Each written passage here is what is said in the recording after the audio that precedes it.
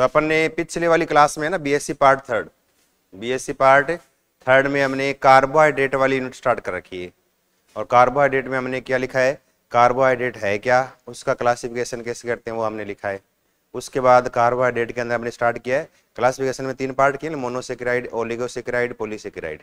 और मोनोसेकेराइड हमने स्टार्ट किया, मोनो में लिखा हमने ग्लूकोज और फ्रक्टोज के बारे में थोड़ा लिखा है क्या, कॉमन उनके इफेक्ट्स है वो लिखे हैं।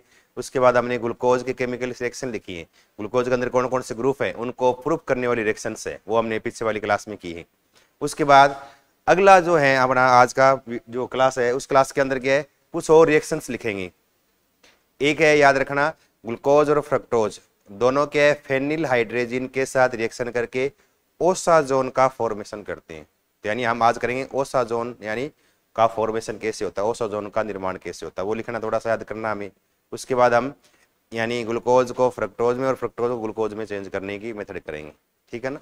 अगला देखो, इसमें अगला लिखो हेडिंग, इसमें लिखो ओसाजोन का निर्माण। ओसाजोन का निर्माण, ओसाजोन का निर्माण, formation of osazone, formation of osazone, osazone का निर्माण, फॉर्मेशन ऑफ ओसाजोन। अब देखो क्या लिखा है कि ग्लूकोज हो, कौन, ग्लूकोज और फ्रक्टोज दोनों फेनिल हाइड्रोजन के साथ रिएक्शन करके ओसाजोन का निर्माण करते हैं। एक लाइन लिख लो, ये क्या बनाएंगे, ओसाजोन बनाएंगे। ये किसके साथ रिएक्शन करेंगे, फेनिल हाइड्रोजन, ऐसे लिखते हैं C6H5NH2 फेनिल हाइड्रोजन। और यहां पर भी ये फेनिल हाइड्रोजन C6H5NH2। क्या लिखेंगे, ग्लूकोज व फ्रक्टोज दोनों, ग्लूकोज व फ्रक्टोज, ग्लूकोज व फ्रक्टोज दोनों फेनिल हाइड्रोजन के साथ क्रिया कर, हाइड्रोजन फेनिल हाइड्रोजन के साथ क्रिया कर ओसाजोन का निर्माण करते हैं।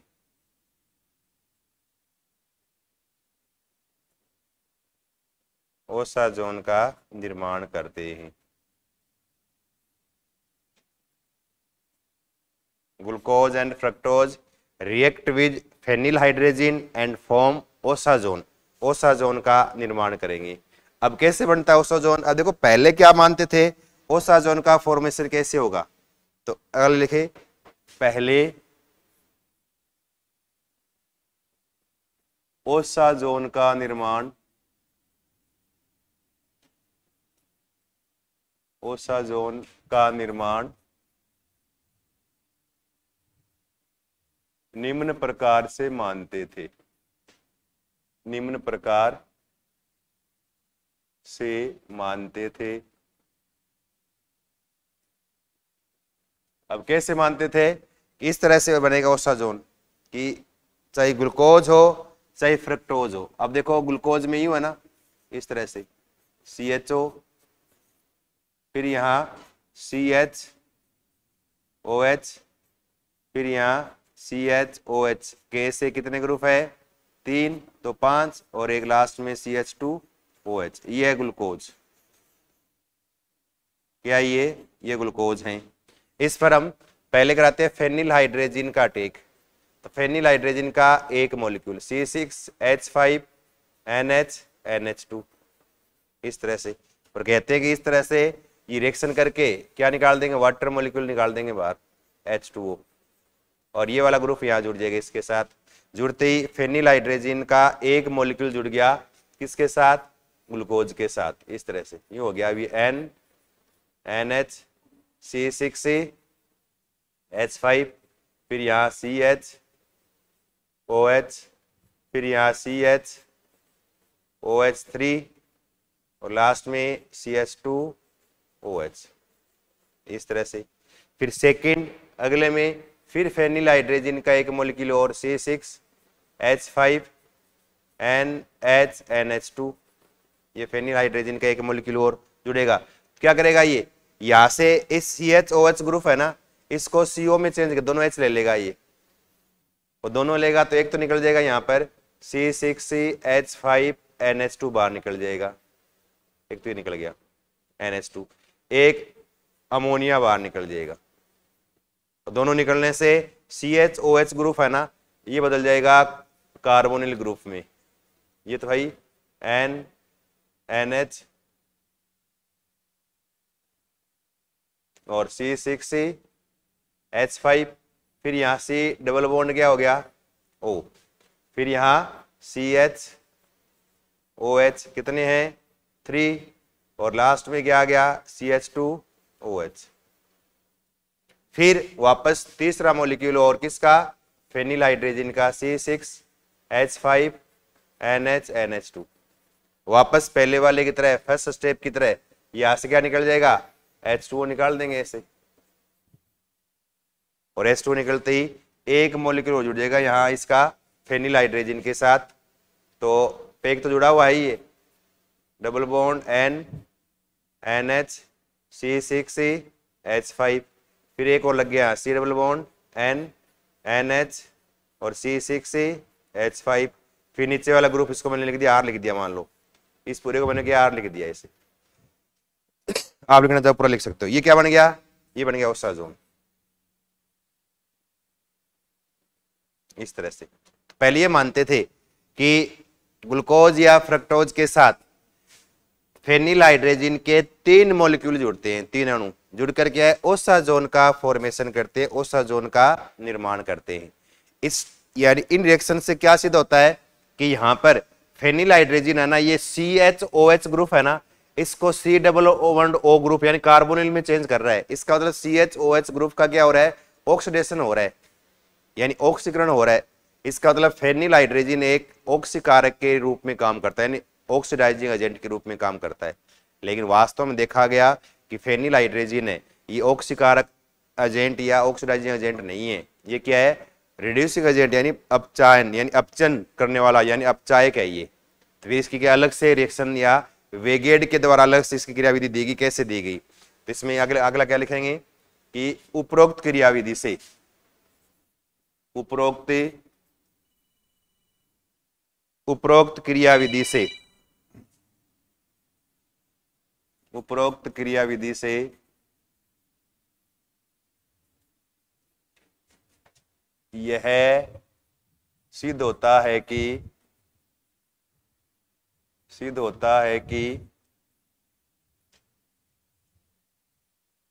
ग्लूकोज का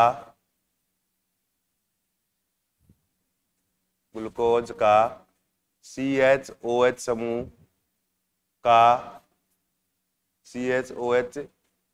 समूह का C डबल बॉन्ड O समूह में ऑक्सीकरण हो रहा है, ऑक्सीकरण हो रहा है। अतः phenyl hydrogen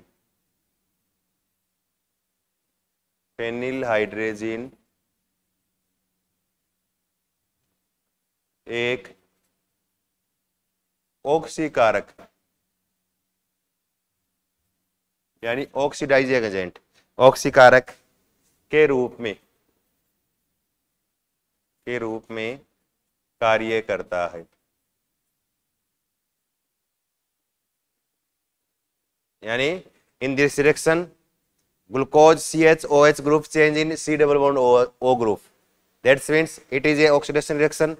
So phenyl hydrogen react as a oxidizing agent, but phenyl hydrogen is a reducing agent, यानी ये अपचयन यानी अपचायक है, ये वास्तव में ऑक्सीकारक नहीं है, लेकिन फेनिल हाइड्रेजिन एक अपचायक है।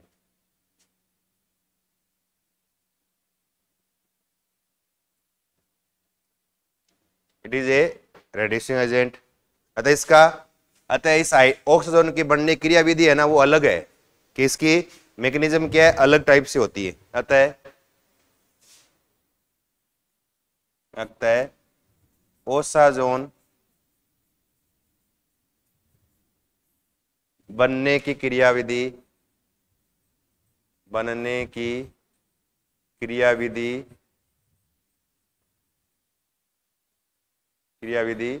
भिन्न प्रकार की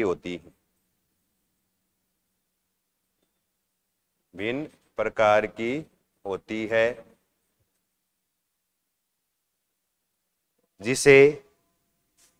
जिसके लिए ये it is a different mechanism from formation of osazone, जिसके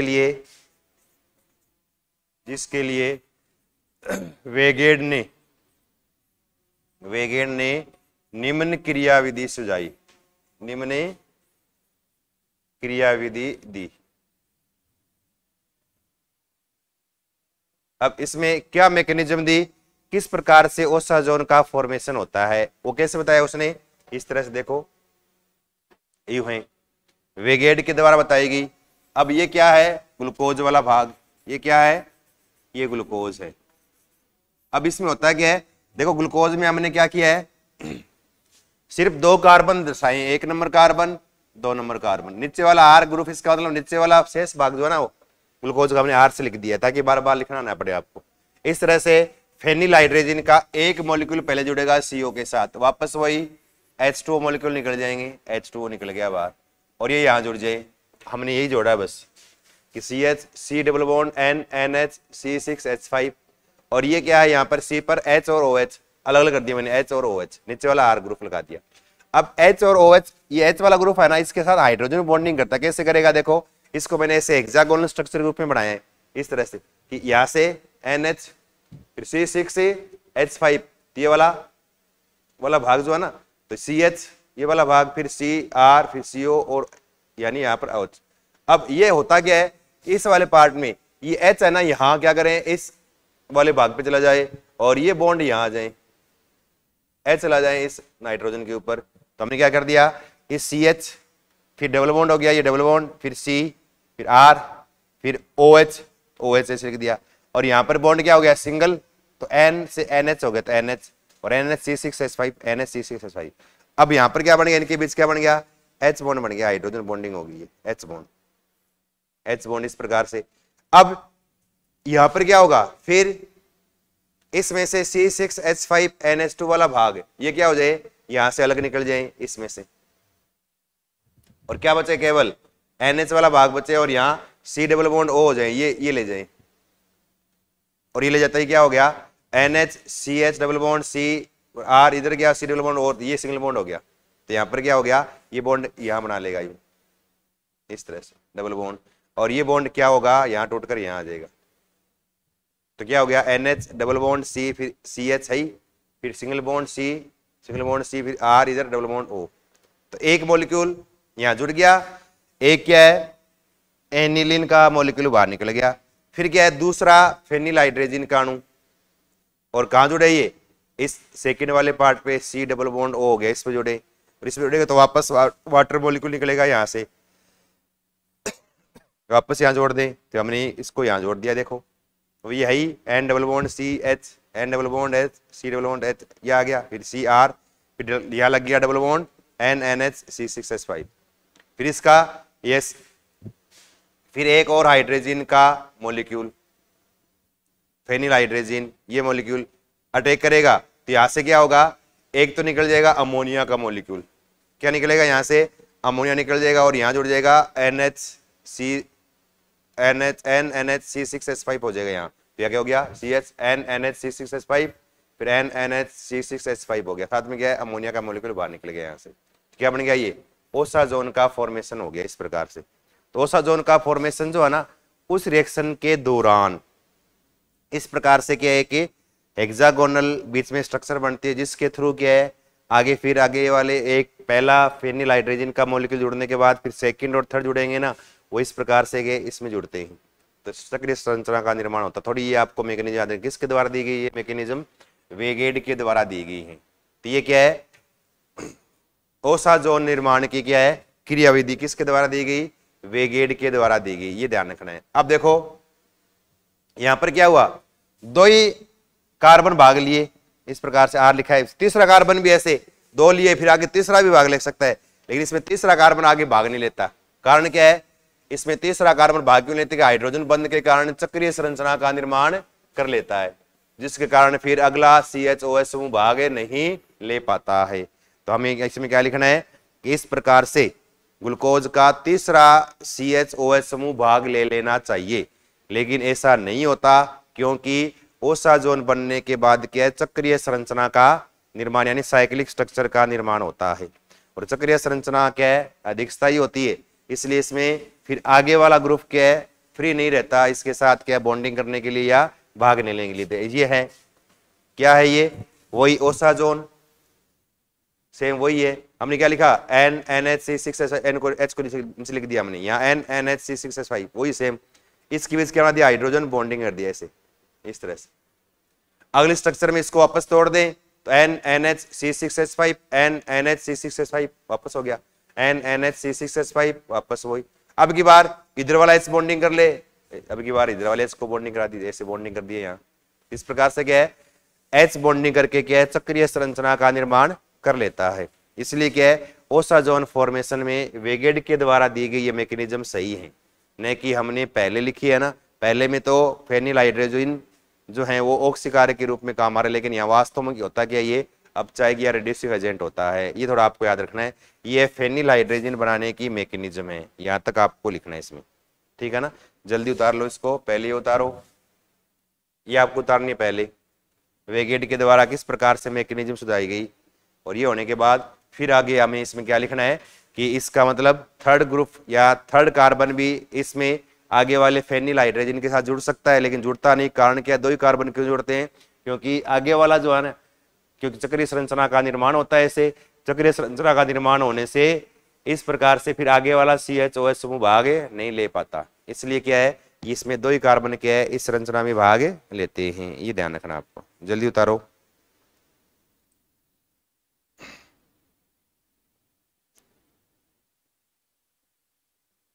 लिख लिया, ये ओसाजोन निर्माण की क्रियाविधि है। इसके बाद अगला पॉइंट है और वो अपना क्या है ग्लूकोज व फ्रक्टोज का अंतर परिवर्तन, यानी इनको एक दूसरे के अंदर चेंज करना।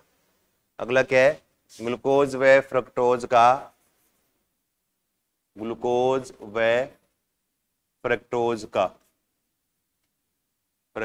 का अंतर परिवर्तन, मतलब एक दूसरे में चेंज करना, ग्लूकोज को फ्रक्टोज में चेंज करना है और फ्रक्टोज को ग्लूकोज में चेंज करना है। ये कैसे करेंगे, इसके लिए थोड़ा से आपको रिएजेंट याद रखने हैं, किससे किस कैसे क्रिया करवाओगे, इसमें क्या बनेगा वो थोड़ा याद रखना है। और फर्स्ट लिखो पहला हेडिंग, पहला लिखो, फर्स्ट लिखो ग्लूकोज का फ्रक्टोज में परिवर्तन, ग्लूकोज का फ्रक्टोज में परिवर्तन, फ्रक्टोज में परिवर्तन, ग्लूकोज का फ्रक्टोज में परिवर्तन। फर्स्ट लिखो conversion of glucose in fructose, conversion of glucose, conversion of glucose in fructose.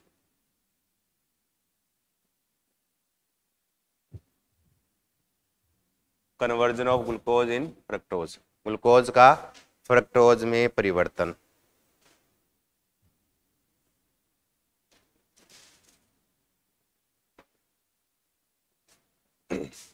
अब क्या करेंगे, कैसे करेंगे परिवर्तन, देखो क्या करेंगे। सबसे पहले तो ग्लूकोज की अभिक्रिया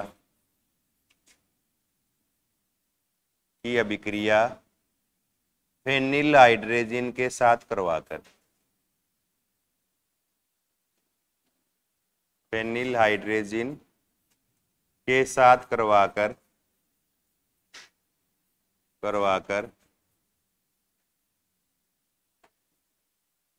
इसे ओसाजोन में परिवर्तित कर लिया जाता है। फर्स्ट ऑफ ऑल ओसाजोन में परिवर्तित कर लिया जाता है।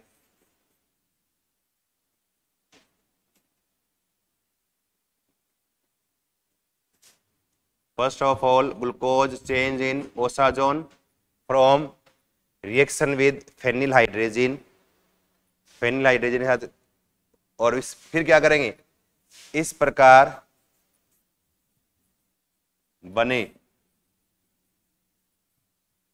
बने फेनिल हाइड्रोजन छोड़िए ओसाजोन, इस प्रकार बने ओसाजोन को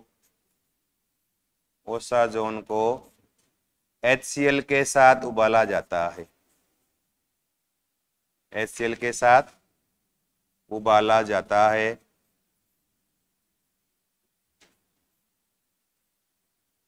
जिससे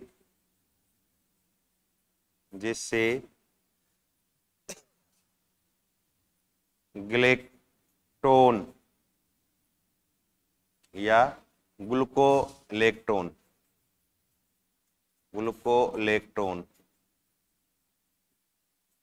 का निर्माण होता है।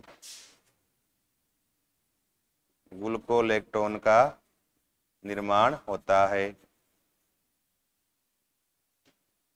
जिसका अपचयन करवाकर या जिसके अपचयन से यानी रिडक्शन, जिसके अपचयन से फ्रक्टोज प्राप्त होता है।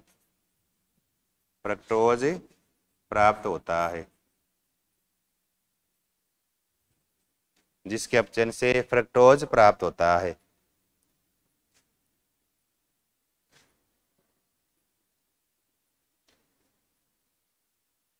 क्या लिखना है, ग्लूकोज की पहली रिएक्शन कराएंगे फेनिल हाइड्रोजन के साथ, इससे बनेगा ओसाजोन।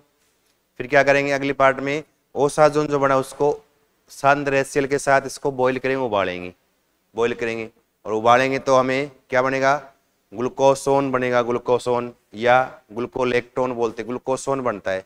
और ग्लूकोसोन जो बना है उस ग्लूकोसोन का कराएंगे और रिडक्शन या अपचयन करवाएंगे, जिससे हमें क्या फ्रक्टोज मिलेगा। अब देखो रिएक्शन कैसे लिखेंगे, ऐसे लिख देंगे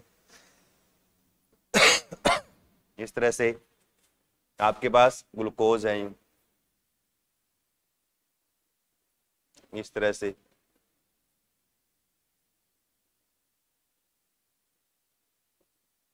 ये ग्लूकोज,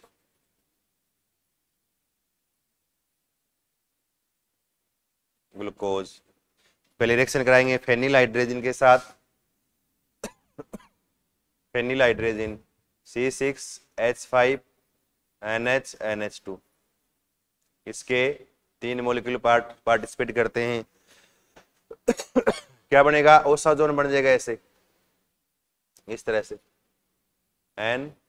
NH6CH5, फिर यहाँ भी C डबल बॉन्ड NH6CH5, फिर वापस आ गए CHOH3, लास्ट में क्या बन गया CH2OH। क्या बन गया, ये ओसाजोन बन गया, ये ओसाजोन।